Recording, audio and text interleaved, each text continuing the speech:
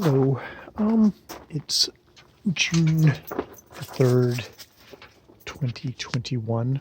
The big thing that's been in the news the last couple of days for Canada is that on the site of a residential school in Kamloops, outside of Kamloops, they found the dead bodies, at least by seismic things, of 225 children, native children, who had all died and all been buried unmarked, um, undocumented deaths in this residential school, which had operated from about 1870 up into like the I think it's the 1950s or 60s, or actually no 70s. I'm pretty sure it's 70s. So like, well into my lifetime. And there's a part of Canada that seems to be shocked that this had happened, that they'd find these bodies. Whereas there's another part of Canada and basically all native people who went, yes, of course there is. And this is the tip of a giant graveyard of native peoples, of children who our first Prime Minister, John A. Macdonald, decided that they were going to assimilate, they were going to kill the Indian. And unfortunately, this often took the form of actually killing the native people and native children who are supposedly taken away from their parents to protect them from native culture and make them white, brutalizing, sexually abusing, and killing them, if not leaving them with deep lasting scars and hurts and pains, which echo and reverberate throughout our these people's generational pain, generational trauma that has passed through to this very day, where you get a bunch of, quite frankly, ignorant white Canadians going, that happened in the past. Why can't you get over it? When it is actually still going on today in many of the other policies, and how the Canadian government treats Native peoples today, how they refuse to kind of, actually sit down and actually, come up with a actual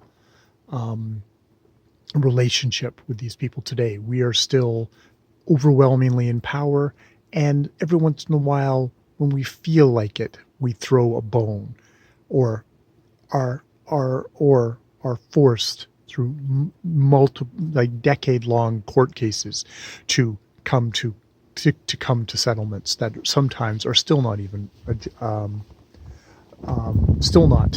honored.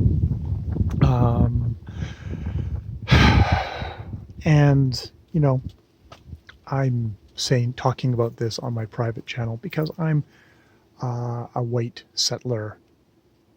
This is a part of my history, is of the assholes. I'm a Canadian.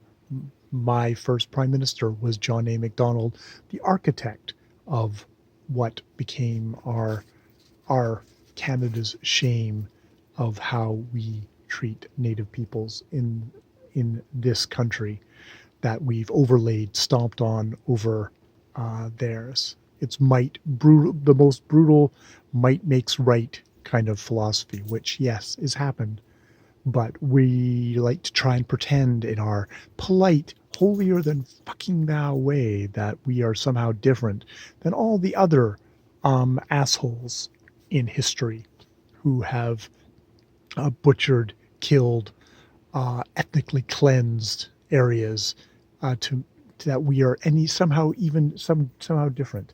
And Justin Trudeau with his puppy dog eyes making this is terrible and all these promises. He's got elected on a lot of these promises of we're going to make things right between Canada and the First Nations, and has not come through on all of them.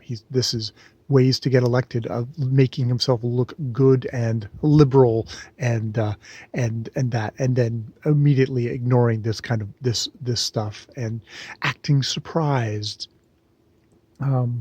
which, none of us should be surprised, but it's harder to be a residential school denialist when they find 225 dead children on the grounds of a residential school. It's hard to deny that, even though this has been stuff that has been documented for years. It's not something I feel like I can, other than, yeah, I don't know. I don't know. This is one of these things where you try and, it's like Indiginews, Canada Land just did a really good thing on it, pointing, if for some reason you're listening to me rant about this, it's something that you need to seek out actual Native voices to hear their stories. And it was Canada Land talking about how it's like, the people, the voices that are not absent from this are residential school survivors. Of course, the thing is with residential school survivors is there is so much trauma and hurt, and especially the white media, the Canadian mainstream media, has done such a horrible job of misrepresenting and stigmatizing that population. They're not going to want to actually share that story with them, but we do have new generations of Native writers, journalists, storytellers, who are the ones to we're actually going to listen to, and I, for myself, plan to listen to, hear, and to probably read stories from. Is going forward is the only way I can honor that, as well as trying to continue my fairly aborted but still continuing just sort of Canadian history project. That's something that kind of, it's unfortunately it's the burr that keeps me going, in that I get a lot of anger about celebratory Canadian history. It's like, I don't want celebratory Canadian history. I want truthful. I want hard, really looking at stuff kind of Canadian history. All right. I'm going to leave it for tonight.